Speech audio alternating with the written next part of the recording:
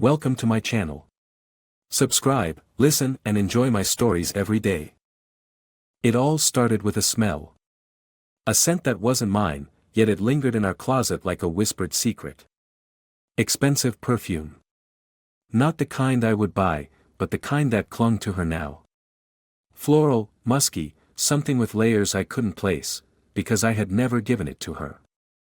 It was a week before Valentine's Day when I first noticed. I was organizing my side of the closet when my hand brushed against a sleek, black velvet box hidden under a pile of sweaters. Jewelry. I knew instantly. I felt the weight of it in my palm before I even opened it. Inside, a glittering diamond bracelet lay nestled against the dark fabric. It sparkled in the low light, pristine and new. My heart tightened. We didn't buy each other jewelry. Our relationship had never been built on lavish gifts. Sure, we had some good times, but we were practical people, I thought. I had just bought her a modest pair of earrings for Christmas, something small, thoughtful. But this bracelet, along with that unfamiliar perfume? It wasn't a gift from me. I put it back, careful not to disturb the evidence, but the questions had already begun festering in my mind. Who was giving her expensive jewelry? More importantly, why hadn't she told me? Days passed, but the nagging thoughts gnawed at me. It wasn't long before I began to notice other signs, subtle at first. She spent more time away from home, claiming work was busy. Her phone, which she used to leave casually around, was now always face down or tucked into her purse. Texts at odd hours, calls she would take in the other room. I told myself I was being paranoid. This was my wife, our life. But it was there. All the signs I had pretended to ignore were adding up to something I wasn't ready to confront. The perfume. The jewelry. Her evasiveness. On Valentine's Day, I decided I couldn't look away any longer. That morning, she left early, claiming she had errands to run before work. She kissed me goodbye, her lips cold and quick. I sat there for a moment after the door clicked shut, the growing pit in my stomach twisting tighter. Something was wrong. The scent of that foreign perfume lingered after she left. The scent that wasn't mine. I took the day off, telling her I had a last-minute work thing to handle, but that was a lie. I had no plans to work today. My plan was simple: observe. If there was something to uncover, today was the day. Evening rolled around, and my mind was running wild by the time she came home. Hours later than usual. When the door finally opened, she walked in, smiling, a little too brightly, her eyes sparkling with an energy I hadn't seen in weeks. "Hey," she said casually, dropping her purse onto the table. "Sorry I'm late. Crazy day at work." I said nothing at first, just watched her carefully. My eyes scanned her face, her clothes, searching for answers I wasn't sure I wanted to find. Then, as she pulled off her scarf, I saw it, a faint mark on her neck. A hickey. A small, purple bruise that stood out against her pale skin, impossible to miss. I felt a sickening lurch in my chest. "What's that?" I asked, my voice tight. She blinked, her fingers reflexively brushing against the spot. "Oh, this? Must have bumped into something at work." Her laugh was too quick, too rehearsed. I stared at her, feeling the weight of her lie like a punch to the gut. Bumped into something? Who did she think she was fooling? My mouth went dry as my mind reeled. All the puzzle pieces slid together in an instant: the perfume, the jewelry, the late nights, the phone calls. The hickey. Who is he? I asked, my voice low, steady. But inside, I was trembling. She froze, her face paling slightly. "What? What are you talking about?" "I'm talking about the fact that you're not working late. I'm talking about that bracelet I found. The perfume. The mark on your neck." I took a step toward her, my pulse racing. Who is he? For a split second, I thought she would deny it. But then something shifted in her expression. Her eyes darted away, guilt blooming across her face. She was caught, and she knew it. "You're being ridiculous," she said, her voice trembling. "I don't know what you're talking about. Don't lie to me." The words erupted out of me, my voice louder than I intended. My hands clenched into fists at my sides. "You think I'm blind? You think I haven't noticed the way you've been acting? All the time you've been spending away from home. I found the bracelet. And now this?" I pointed to the mark on her neck, my heart pounding in my chest. "I'm not stupid." She stared at me, her mouth opening and closing, searching for words. But there was nothing left to say. "Who is he?" I asked again, my voice barely above a whisper. She didn't answer. She didn't have to. I turned away from her, my mind spinning. I felt like I was sinking, drowning in the weight of her betrayal. I had loved her, trusted her. And now this. The anger began to boil up inside me, hot and dangerous. "I hope he was worth it," I muttered under my breath, storming out of the room before I did something I'd regret. But I couldn't leave it at that. Not after everything. If she thought she could humiliate me and walk away unscathed, she was dead wrong. The wheels were already turning in my mind, my thoughts racing toward revenge. I wasn't just going to leave. No. I was going to ruin her, just like she had ruined us. Valentine's Day. How ironic. Tomorrow, everything changes. The next morning, I wake up with a strange, cold clarity. I don't feel the sting of betrayal as sharply, not like last night when it hit me like a freight train. Today, it's different. There's something methodical growing in me, a calm focus that's dangerous in its precision. I lie in bed for a few moments, staring at the ceiling, my mind already churning over the events of the previous night. I can hear her in the kitchen, humming softly as if nothing happened, as if she didn't come home with the mark of another man on her neck.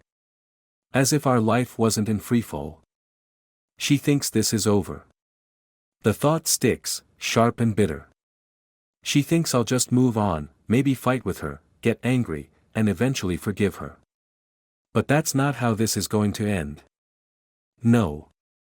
She won't get to walk away unscathed. She's going to feel every ounce of what she did to me. I throw the blanket off and get dressed slowly, deliberately. Today, the plan starts.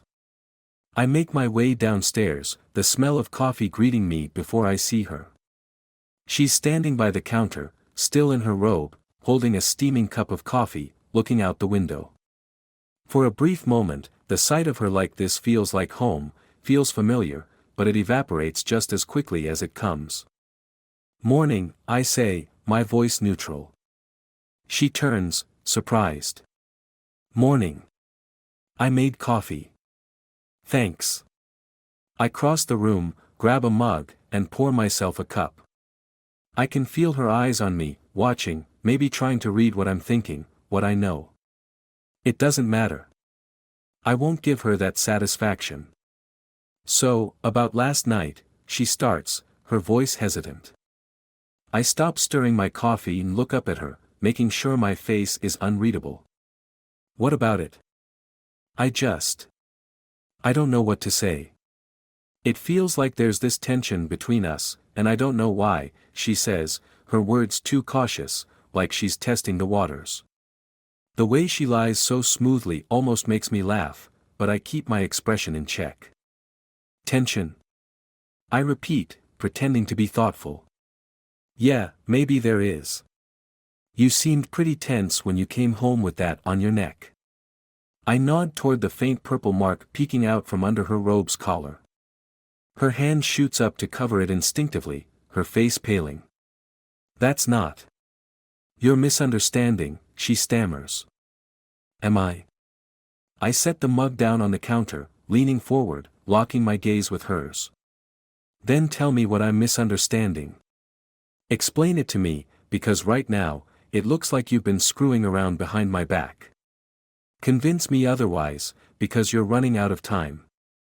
She swallows hard, her hands trembling slightly as she pulls her robe tighter around her. I didn't mean for any of this to happen, she says softly, her voice shaking. It wasn't. It's not what you think. Oh, so you accidentally fell into someone else's bed? I guess I am misunderstanding. My voice drips with sarcasm as I take a step closer to her. No, it wasn't like that, she insists, her eyes wide with panic now. She can feel me closing in. It was a mistake. I didn't mean to hurt you. A mistake. I chuckle darkly, shaking my head. That's all this is to you. A mistake. You've been lying to my face, sneaking around, and you thought I wouldn't notice? And you call it a mistake? She's silent, looking like a cornered animal, her back against the wall. I'm sorry, she whispers finally. It was never supposed to go this far. I step back, letting her words hang in the air for a moment, considering her apology. It sounds pathetic. Weak. But what's most striking is the lack of regret in her voice. She's sorry because she got caught, not because of what she did. I nod slowly, faking a thoughtful expression. You're sorry. She nods, hope flickering in her eyes. Yes, I really am. I don't know what happened. We were growing apart, and I didn't know how to fix it. But I want to fix it now. Fix it? I almost laugh at the audacity. You think we're fixing anything? Her face falls, her eyes welling up with tears. I want to try. Please, let's not throw everything away because of this. I feel a wave of disgust roll through me. She actually believes that she can get away with this, that we can go back to how things were. You think it's that simple? I ask, my voice colder than I expected. You think after everything you've done, I'm just going to sweep it under the rug? No, I cut her off sharply. I'm done. I'm done playing the fool. I'm done with the lies. I step closer to her, watching her flinch, the tears now spilling down her cheeks. And you're going to feel exactly what I've felt these past few months. What do you mean? She whispers, her voice barely audible. You'll find out soon enough, I say, turning away from her and heading toward the front door. But trust me, you won't like it. I leave the house without another word, my heart pounding in my chest. She doesn't follow me. Maybe she's too scared to, or maybe she's finally realized there's nothing she can say to fix this. As I drive through the city, the plan begins to take shape in my mind. It has to be perfect. It has to hurt. I need to make sure she feels the same betrayal, the same humiliation. But it won't be impulsive or messy. No, this will be calculated, controlled, just like everything else in my life. First, I need information. I need to know exactly who I'm dealing with. Whoever he is, he's as guilty as she is, and he's going to suffer too. They both will. I spend the next few hours gathering what I need. I pull up her phone records, easy enough when you share a phone plan. There it is. His number. I can almost feel the satisfaction creeping in as I jot it down. Next, I call in a favor from a buddy who works in IT. He owes me one from way back, and now's the time to cash in. It doesn't take long before he has everything I need, the guy's name, address, even where he works. It's all handed to me on a silver platter. As I sit in my car, staring at the information on my phone, a slow smile spreads across my face. This is it. This is how it starts. I send him a simple message from an anonymous number, you have no idea who you're dealing with. Then, I toss the burner phone onto the passenger seat, the adrenaline coursing through me. Tomorrow, I think, the excitement building in my chest. Tomorrow, everything changes. The following day arrives with a heavy sky, thick with gray clouds that match the weight in my chest. I'm not the same man I was 2 days ago. I can feel it in the way I move, more deliberate, controlled, like a predator stalking its prey. There's a quiet rage simmering beneath the surface, but I won't let it consume me. Not yet. I need it. It sharpens my focus, keeps me on task. I sit in my car a few blocks away from where he works, sipping my coffee, waiting. I'd done my research, his schedule is predictable, and it's only a matter of time before he walks out of that office building. My fingers tap against the steering wheel as I mentally replay everything I've learned in the last 24 hours. His name is Matt. He works in advertising. Divorced, no kids. The perfect cliché. I glance at my phone, checking the time. Right on cue, he steps out of the building, wearing a slick suit and a self-satisfied grin that makes me want to wipe it off his face. He's on the phone, laughing about something, completely unaware that his life is about to spiral out of control. For a moment, I consider getting out of the car and confronting him right here, right now. But no. That would be too easy. Too quick. I want him to suffer, to squirm the way I've been. I want him to look over his shoulder for days, wondering when the hammer will fall. It has to be slow. I lean back, watching him disappear down the street, a plan already forming in my mind. I'm not going to confront him directly. Not yet. I need to destabilize everything around him first. And her, too. Later that night, I return home. The house is quiet when I enter, almost unnervingly so. I find her in the living room, curled up on the couch with a book. She looks up when I walk in, her face cautious, like she's waiting for an explosion that hasn't happened yet.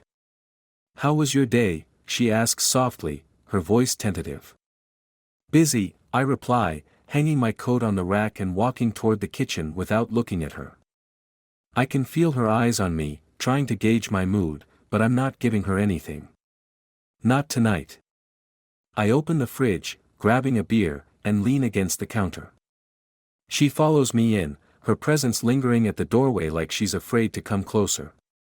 "Listen, about the other night," she starts, wringing her hands nervously. "I know we haven't really talked about it, and I don't want things to be like this between us." "Like what?" I ask, my tone flat. "What do you mean, things between us?"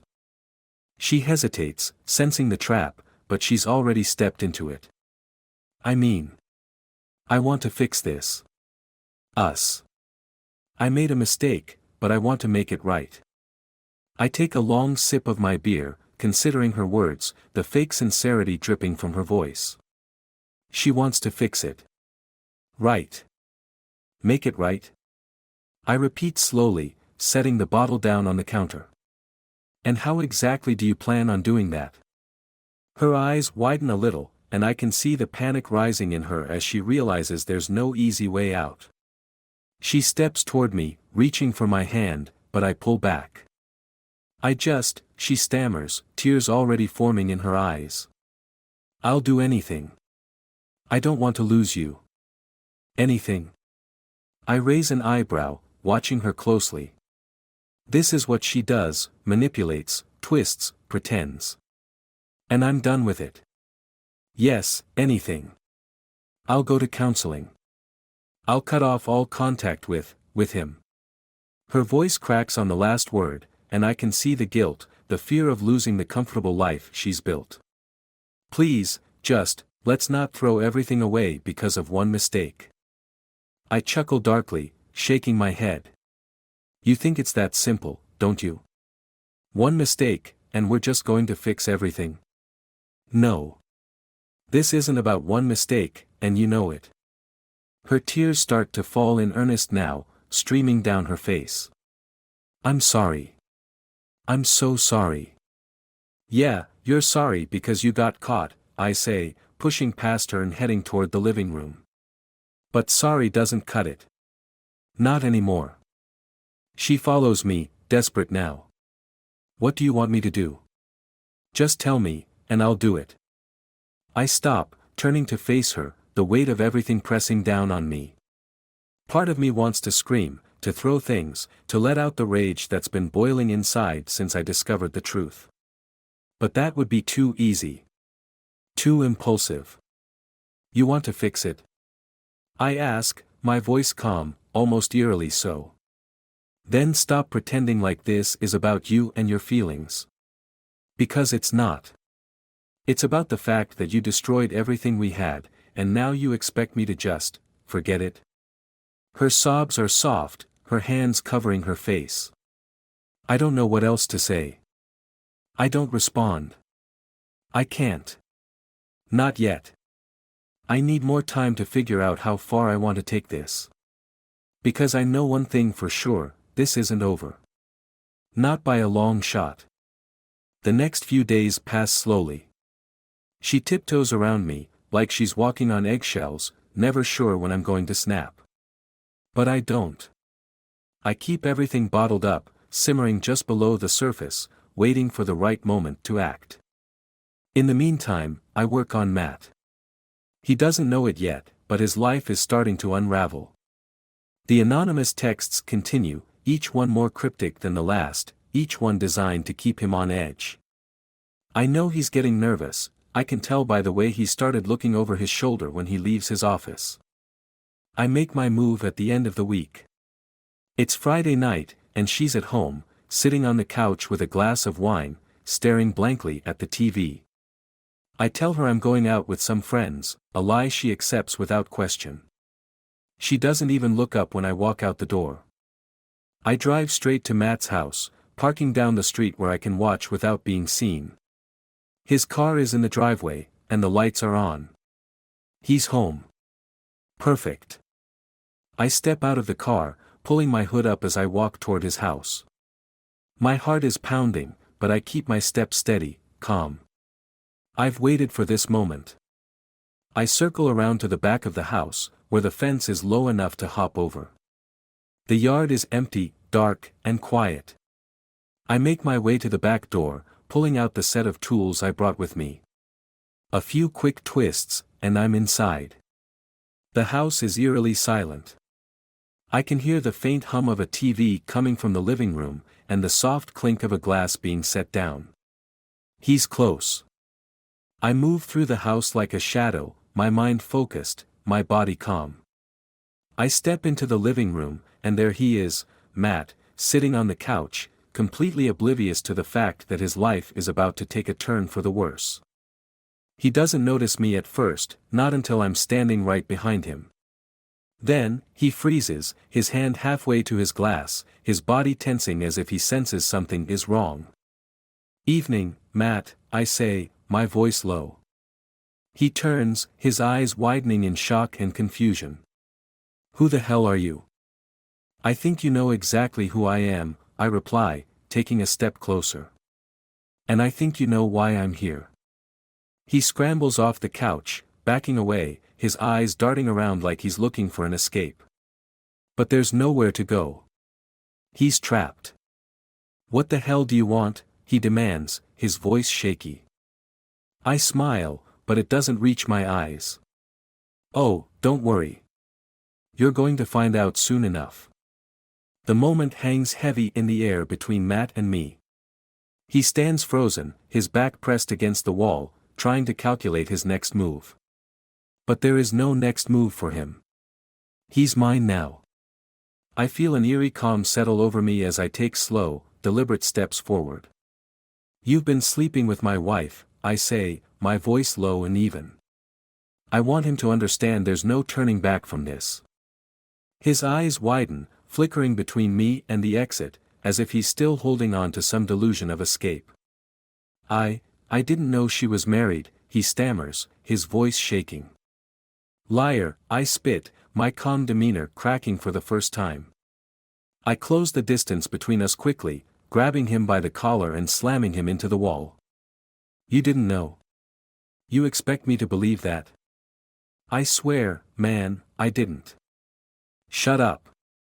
I bark, shaking him hard. His head thuds against the drywall, and I see the fear truly set in. Good. He should be afraid. He needs to be afraid. I know everything, I growl, my face inches from his. I've seen the messages, the calls. You think I'm an idiot?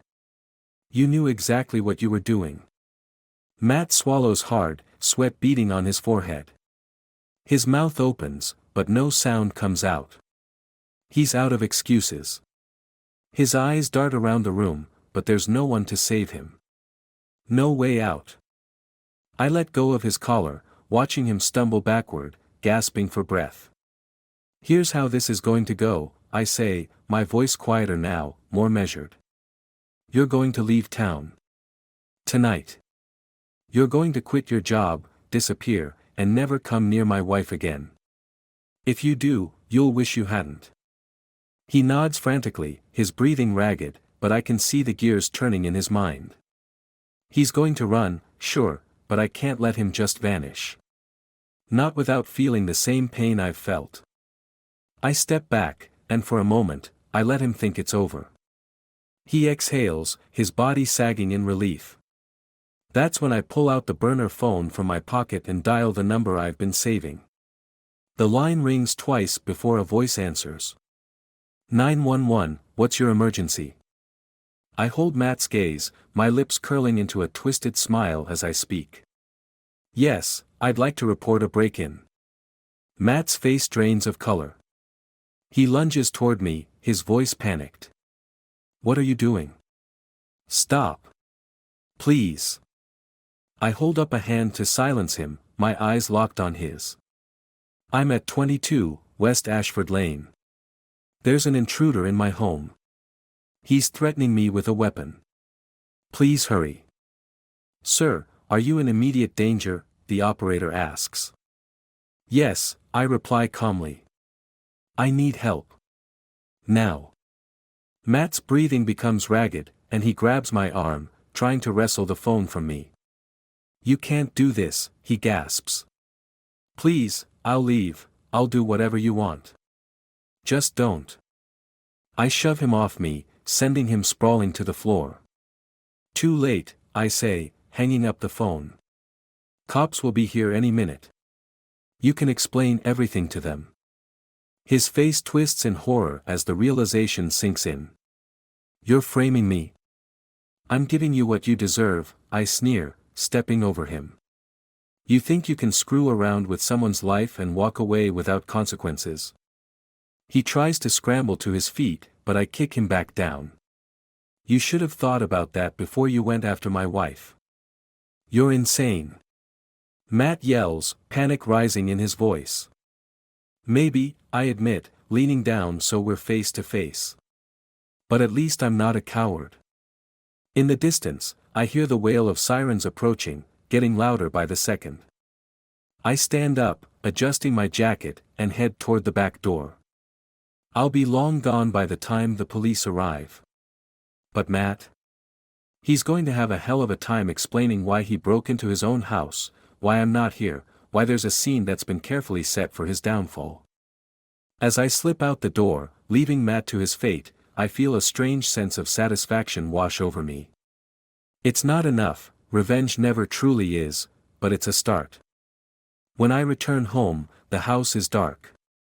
She's still awake, though, I can feel her presence in the silence. I find her sitting at the dining room table, staring at her wine glass, her face pale and drawn. She looks up as I enter, her eyes red-rimmed with tears. Where were you? She asks, her voice barely above a whisper. Out, I reply simply, sitting across from her. I don't want to give her the details yet. Not until I've seen her squirm. We need to talk, she says softly, her fingers trembling as she sets the glass down. I can't live like this. We're falling apart. No, you fell apart, I snap, my anger flaring. You're the one who destroyed everything. She flinches at my words, but she doesn't deny it. She can't. I made a mistake, I told you that. But we can't keep doing this silent war between us. It's tearing us both apart. I lean back in my chair, studying her, waiting for the right moment to drop the bomb. You're right, I say slowly. We can't keep doing this. Her eyes flicker with a glimmer of hope, and she leans forward slightly. Then, let's fix it. Let's talk. No, I say, my voice cold. We're beyond talking now. She blinks, confusion settling in. What do you mean? I pull out my phone, flipping through the photos I took earlier today. Photos of Matt. Photos of her texts. The messages between them, the calls, everything. I place the phone on the table and slide it toward her. Her eyes widen as she looks at the screen, her breath hitching. What is this? It's everything, I say calmly. Everything you thought you could hide. I know all of it. And Matt? He's dealing with his own problems right now. You won't be seeing him again. She looks up at me, her face pale as realization dawns. What did you do? I made sure he won't be bothering us anymore, I say with a smirk.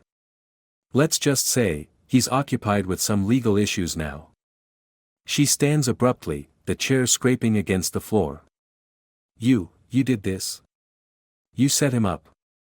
Of course I did, I reply, standing to face her. You think you can betray me and get away with it? That I'll just sit back and let you destroy my life? Tears spill down her cheeks, her voice shaking with fury. You're insane. You've ruined everything. No, I say, stepping closer to her, my voice calm but deadly. You ruined everything. I just made sure you couldn't do it again. For a moment, the room is filled with a heavy silence. She stands there, trembling, and I can see the hatred in her eyes. The love we once had, the life we built, it's all been reduced to ashes now, burned away by betrayal and revenge. I can't do this anymore, she whispers, her voice breaking. I'm done. Good, I say, turning away from her. Because I've been done for a long time. She grabs her purse and storms out the front door without another word. I don't stop her. I don't even watch her go. I just stand there, staring at the empty space she leaves behind, feeling the cold emptiness settle in. The house is silent, empty. I finally got what I wanted, revenge, retribution, and the end of this nightmare. But as the door slams shut behind her, I realize something that hadn't occurred to me before. In winning, I've lost everything. The quiet echoes through the house, suffocating.